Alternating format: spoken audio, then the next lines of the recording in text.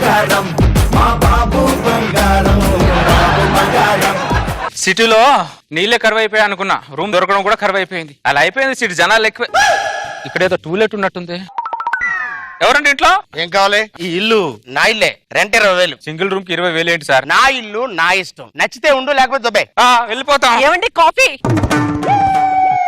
ఇప్పుడు ఉంటారు. ఏ స్వప్నలోకాల సౌందర్య రాశి నా ముందుకొచ్చింది కనువిందు చేసి, ఏ నీలి మేఘాల సౌధాలు విడిచి ఈ నేల నడిచింది ఆ మెరుపు వచ్చి.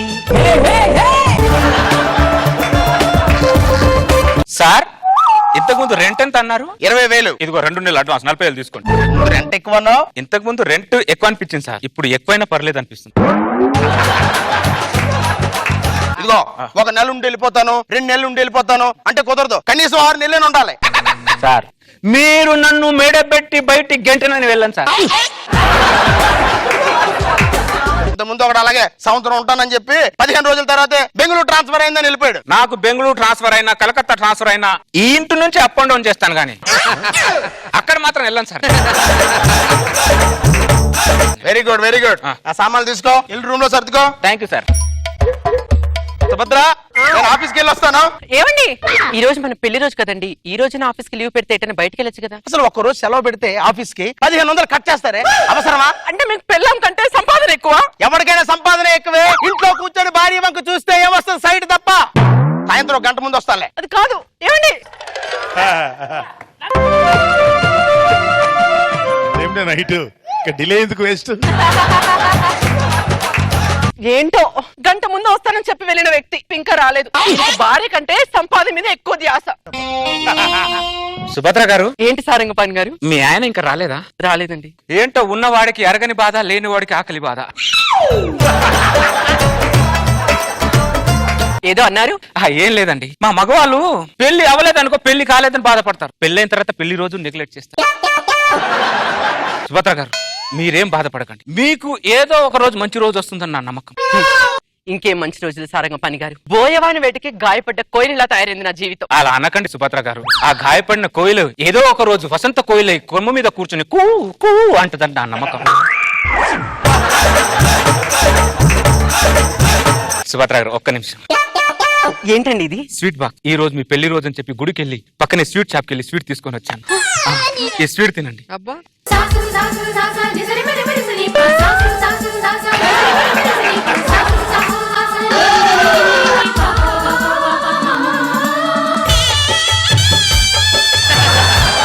కట్టుకునేవాడేమో కష్టాలు చూపిస్తున్నాడు, పరాయి వాడేమో ప్రేమను పంచుతున్నాడు. అసలు నాకేమవుతుంది? నాకు అసలు కన్ఫ్యూజన్ గా ఉంది. సుభద్ర గారు ఇంత పెద్ద మాటలు ఎందుకండి? ఏమన్నా తిన్నారా? మా ఆయన తిన్న తర్వాత తింటాను. ఇంతకీ మీరు తిన్నారా? మీరు తిన్న తర్వాత తిందామని. మీరు తిన్న తర్వాత తిందామని. ఏం మదన పడుతున్నాడు రా పాపం, ఏం మదన పడుతున్నాడు రా పాపం. ఏమే ఆఫీస్ లో కొంచెం లేట్ అయింది, నేను ఆఫీస్ లోనే తినేసి వచ్చాను. నువ్వు తిన్నావుగా? బా టైడ్ అయ్యాను, పడుకుంటానే. 2 గంటల నుంచి నేను మీకోసం ఎదురు చూస్తున్నాను, కానీ మీరు నాతో 2 నిమిషాలు మాట్లాడకపోతున్నారా? ఆయన చూడండి 4 గంటల నుంచి నా కోసం ఎదురు చూస్తున్నాడు. నువ్వు నా గురించి వెయిట్ చేస్తున్నావు అంటే తప్పులేదు, నువ్వు నా భార్య కాబట్టి. సారంగపాణి నీ గురించి ఎందుకు వెయిట్ చేస్తున్నావు నాకు అర్థం కావటం లేదే. ఆ బాక్స్ అంటే స్వీట్ బాక్స్. మీరు పెట్టాల్సిన స్వీట్ ఆయన పెట్టాడు, మీరు చెప్పాల్సిన పెళ్లి రోజు శుభాకాంక్షలు ఆయన చెప్పారు. కనీసం మీరు నాకు ఫోన్ చేసి కూడా పెళ్లి రోజు శుభాకాంక్షలు చెప్పలేదు కదా. నేను ఫేస్బుక్ లో మన ఇద్దరు ఫోటో షేర్ చేశాను కదే. బ్రదర్ బాబురావు, ఫీలింగ్స్ అనేది ఫేస్బుక్ లోనో వాట్సాప్ లో షేర్ చేసుకునేది కాదు బ్రదర్ బాబురావు.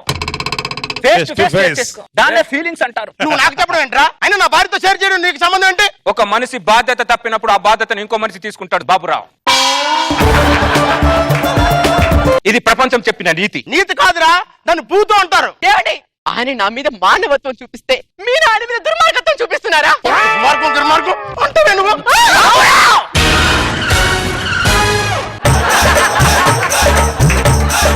ఒక్క క్షణం నా ఇంట్లో ఉండని వీళ్ళదు, బయట పోరా. నేను చేసిన తప్పేంటి? ఒక మనిషి బాధలో ఉన్నప్పుడు స్పందించడం తప్ప? ఎందుకు వర్షిస్తున్నావని మొబ్బుని అడిగితే మొబ్బు ఏం సమాధానం చెప్తుంది? ఎందుకు పరిమిస్తున్నావని పువ్వుని అడిగితే పువ్వు ఏం సమాధానం చెప్తుంది? అలా స్పందించడం వాటి గుణం, ఇలా స్పందించడం ఈయన గుణం. పనికి మాలిందాల్లో ఉండేదిరా నా పిల్లం, ఇప్పుడు పరుచూరి ప్రదర్శన డైలాగులు చెప్తుందిరా. ఒక్క క్షణం కూడా నాకు వెళ్ళలేదు. వెళ్ళండి బయటికి. బాబురావు వెళ్ళిపోతాను. కానీ వెళ్లే ముందు ఒక మాట. చెప్పుతాడు. భార్య అంటే బానిసే కాదు, భార్య అంటే ఒక బాధ్యతని ఇప్పటి నుంచైనా గుర్తించు.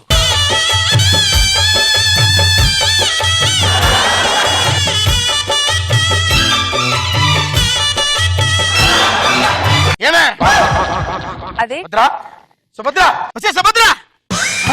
ఏమైంది? డాక్టర్ మీరు అర్జెంట్ గారండి. ఏమైంది?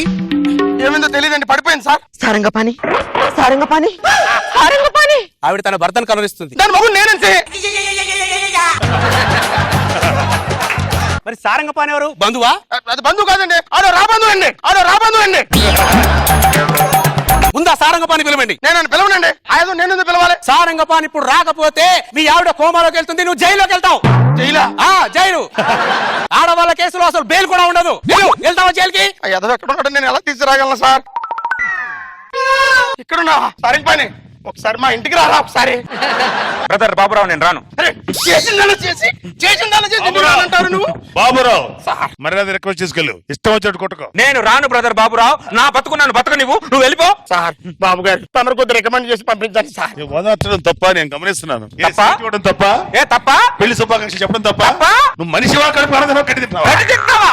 తప్పంత మానసం లేదా నీకు? తప్పంతా రాదే సార్. సారంగపాణి సార్ మనిషి నాకు తప్పులు చాలా చేస్తారు, నువ్వేమనుకోకుండా వెళ్ళి పాపం ఆ పెట్టిన ఓదార్చినప్పు వెళ్ళు. బ్రదర్ బాబురావు నువ్వు పిలుస్తున్నావు రావట్లే, బాబు గారు చెప్పానని వస్తున్నా. ఇంకోటి గుర్తుపెట్టుకో బాబురావు, ఇల్లు అతను ఖాళీ చేసినట్టే నిన్ను పోలీసులు పట్టిస్తే చంపేస్తాను చేస్తారు. అతను అప్పుడు ఆ ఇంట్లో ఉంటాడు, నువ్వు వెళ్ళు.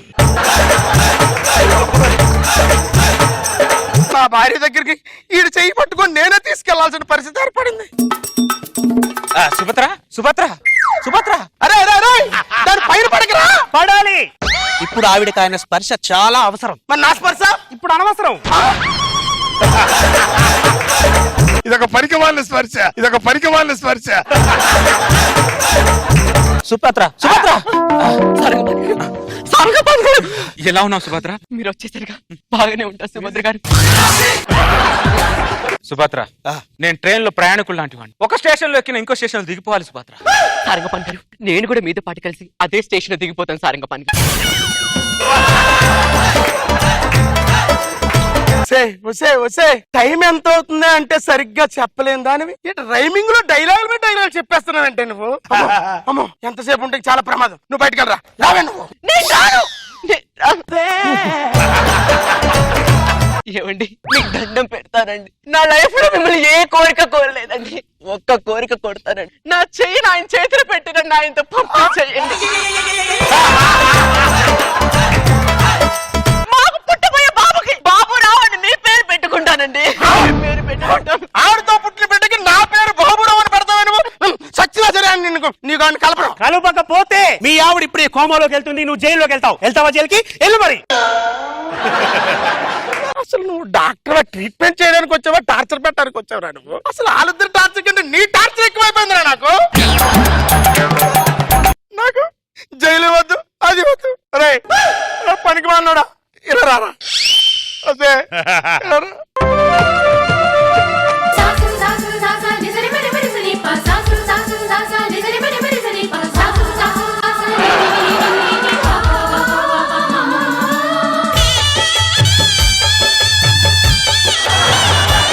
ప్రపంచంలో ఏ భర్తకి ఇలాంటి పరిస్థితి రాకూడదురా.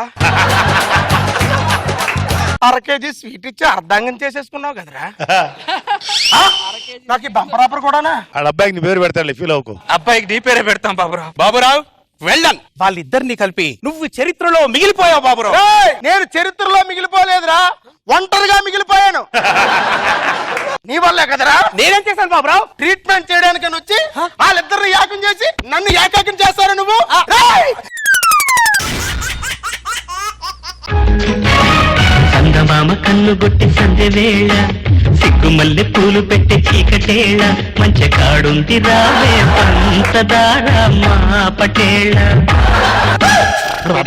అదేంటి హాఫ్ సాంగ్ వేసావు? ఫుల్ సాంగ్ వేస్తే కరెంట్ బిల్ వచ్చి మీ అయ్యా కడతాడా? కరెంట్ బిల్లు కూడా కట్టలేనోడివి నన్ను ఎందుకు కట్టుకున్నావు? తాళి కట్టిన తర్వాత ఇన్ని కట్టాల్సి వస్తుంది నాకేం తెలుసు. అమ్మో current bill, water bill, cable bill, ration bill, gas bill, ఇన్ని బిల్లులు కట్టాల్సిన తెలిసి ఉంటే అసలు తాళే కట్టేవాడిని కాదు నేను. మీ మొగాలు ఎలాంటి వాళ్ళంటే సిగరెట్ తాగితే పొగ రావాలి గాని క్యాన్సర్ రాకూడదు అంటారు. మందు తాగితే మత్తెక్కాలి గాని లివర్ పాడవకూడదు అంటారు. మామూలు కాదు మీరు. అయినా చేపన్నాక ముళ్ళు, సంసారం అన్నాక బిల్లు ఉంటాయి. అర్థమైంది లేవే. ఏమర్థమైంది? నా పాడే కట్టేంత వరకు నేను బిల్లు కడుతూనే ఉండాలని అర్థమైందిగా. అది మరి.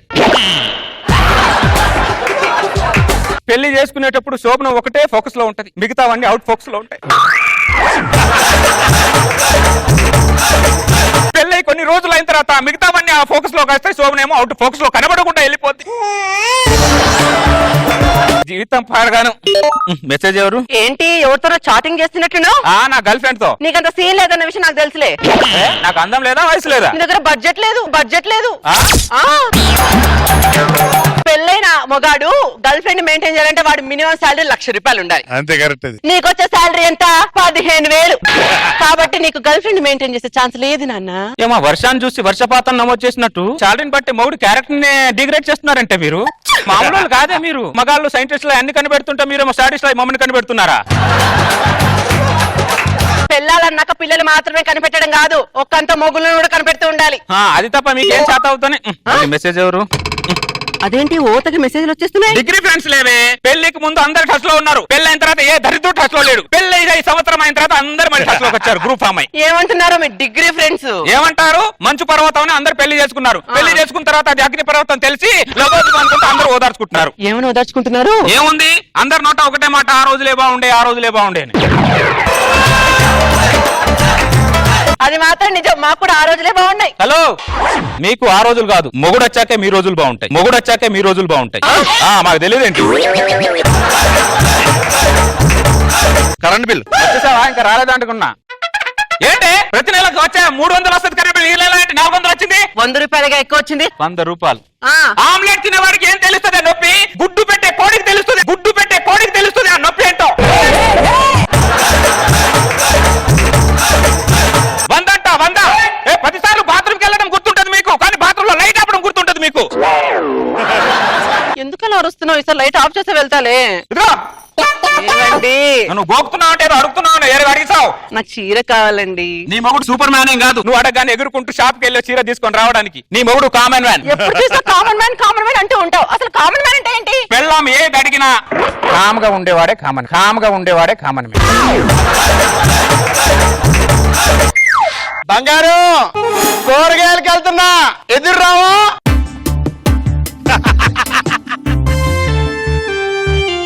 ఆ జంటను చూసావా ఎంత అన్యోన్యంగా ఉందో? చిల్లక గోరింకల్లాగుంది ఆ జంట. వాడికి పెళ్ళై సంవత్సరమే అయింది. కరివేపాకి వేపాకి తేడా తెలియడానికి కొద్దిగా టైం పడుతుంది.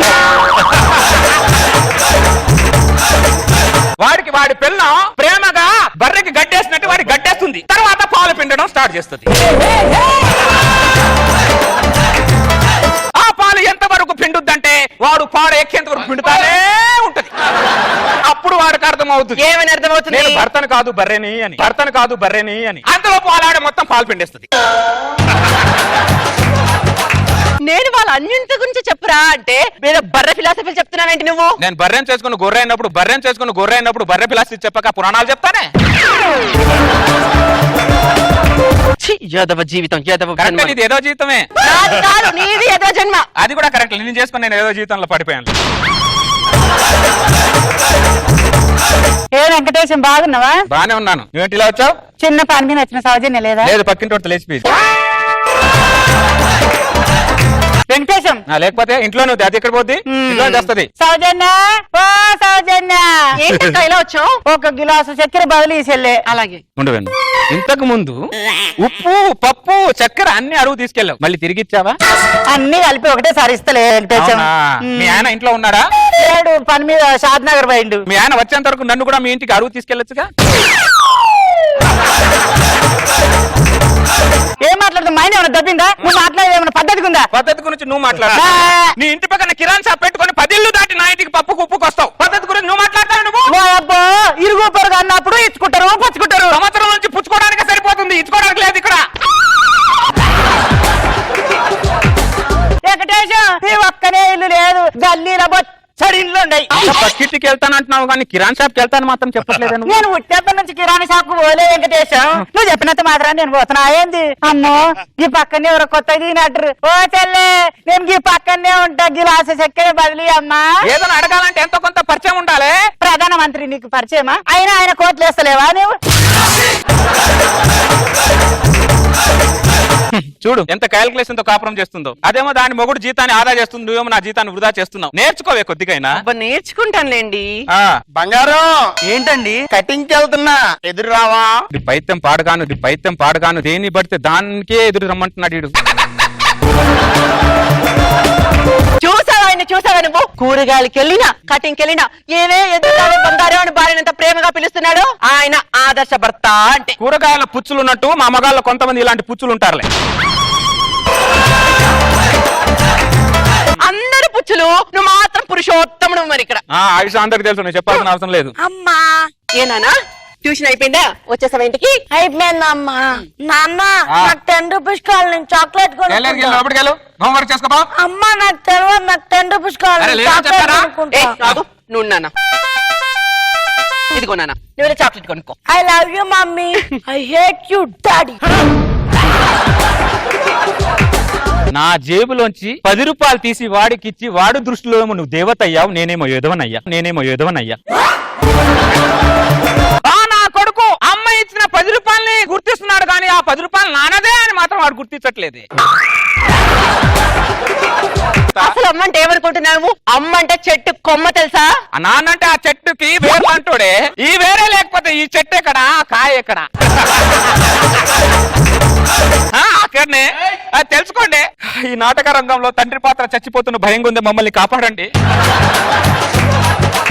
ఇప్పుడు నాన్న పాత్రకి ఏ న్యాయం జరిగిందట? ఏం న్యాయం జరిగిందే? చిన్నప్పుడు వాడిని ముద్దు పెట్టుకుంటానంటే వద్దు మీసం గడ్డం గుచ్చుకుంటది అన్నావు. కొద్దిగా పెద్ద వాడిని ముద్దు పెట్టుకుంటానంటే వద్దు మందు వాసన వస్తుంది, సిగరెట్ వాస్తుంది అన్నాను. ఇప్పుడు పెట్టుకో ముద్దు. అప్పుడేమో నువ్వు వద్దన్నావు, ఇప్పుడేమో వాడొద్దు అంటున్నాడు. అమ్మా నేను పెట్టను. పెట్టడాడు నువ్వు వాడు నిన్ను ఎత్తుకున్న ప్రేమనే గుర్తిస్తున్నాడు కానీ వాడు ఎంతో ఎత్తుకు ఎదగాలి అని లక్షలు ఖర్చు పెట్టే నాన్న ప్రేమను మాత్రం వాడు గుర్తించట్లా. రోజు భూమి మీద జీవజాతి నశించిపోయినట్టు నాన్ననే జాతి కూడా త్వరలో నశించిపోతుందని భయంగా ఉంది నాకు. ఇది మాత్రం గ్యారెంటీ. మదర్స్ డే వస్తే అమ్మ మీద టీవీలో 100 సాంగులు వేస్తారు. ఫాదర్స్ డే వస్తే 4 సాంగులు తప్ప ఏది వేరు. ఇది చాలా బానే. బాబు వెంకటేశం, మీ ఆఫీస్ మేనేజర్ ఫోన్ నెంబర్ ఉంటే ఇస్తావా? ఎందుకు? మా ఆయనకు సండే హాలిడే ఇవ్వకండి. సండే హాలిడే ఇస్తే ఇంట్లో కూర్చొని మా మెదడు తింటారు, సండే కూడా ఆఫీస్ పెట్టండి అని చెప్పడానికి. నువ్వు పాదరానికి అన్నం పెడతాను. ఏం కాపురం చూసినా ఏముంది గర్వకారణం? బెల్లం చేతిలో ప్రతి మొగుడికి పరాభవమే, ఏమీ లేదు. బంగారం ఇది ఏదో ట్రీట్మెంట్ ఇవ్వాలి. ఏంటండి? నీ చీరలు ఇస్త్రీ చేయించడానికి వెళ్తున్నాను, ఎదురు రావా? అరే రే ఇక్కడ రా. ఎక్కడికి వెళ్తున్నావు? నా భార్య చీరలు ఇస్త్రీ చేయించడానికి వెళ్తున్నాను సార్. నేను ఏదో పక్క దేశానికి యుద్ధానికి వెళ్తున్నాను సార్ అన్నట్టు చెప్తా అంటారా దరిద్రుడా? నువ్వు చేసేదే వెదవ పని. దానికి ఎదుర్రా, కూరగాయలకు ఎదుర్రా, కట్టింగ్కి ఎదుర్రా, సంబు పట్టుకొని ఎదుర్రా, వెళ్ళేటప్పుడు కూడా ఎదుర్రామంటారా నువ్వు? నా భార్య నాకు ఎదురొస్తే మీకేంటండి బాధ? నీ భార్యను చూసి నా భార్య ఎదురు చెప్తుందిరా? ప్రపంచంలో నీకే ఉందిరా బెల్లం, ఎవరికి లేదా? ఎందుకురా ఈ బతుకు, పనికిరాని బతుకు? ఈ స్త్రీకి లోకు అయిపోయి ఆ స్త్రీకి లోకు అయిపోయి ఎందుకు ఈ బతుకున సావచ్చు కదా దరిద్రుడా? ఇంత శృంగారం కోసం దాన్ని బంగారం అంటున్నావు, తర్వాత తెలుస్తుంది అది బంగారం కాదు, కారాగారం అని. రే మా మగవాళ్ళకి మచ్చ లాంటి వాడేవి నువ్వు. నీలాంటి వదిలేస్తే మా మగజాతికి మచ్చ లాంటి వాడు. నువ్వు అర్జెంట్ గా ఎక్కడికి సార్? నీలాంటి విధవల కోసమే నాగబాబు గారు ఒక స్కూల్ పెట్టారు. ఆ స్కూల్ ఆయనకి ఇమీడియట్ గా జాయిన్ చేయాలి. నాగబాబు గారు ఇంకో విధవని తీసుకొస్తున్నాను, కుమ్మిపాకం రెడీ చేయండి. సార్ అక్కడ పెడితే తెలుస్తుందిలే. బంగారం నాగబాబు గారి దగ్గరికి వెళ్తున్నాను, ఎదురు రావా? ఎదురు పగిలిపోద్ది. పద.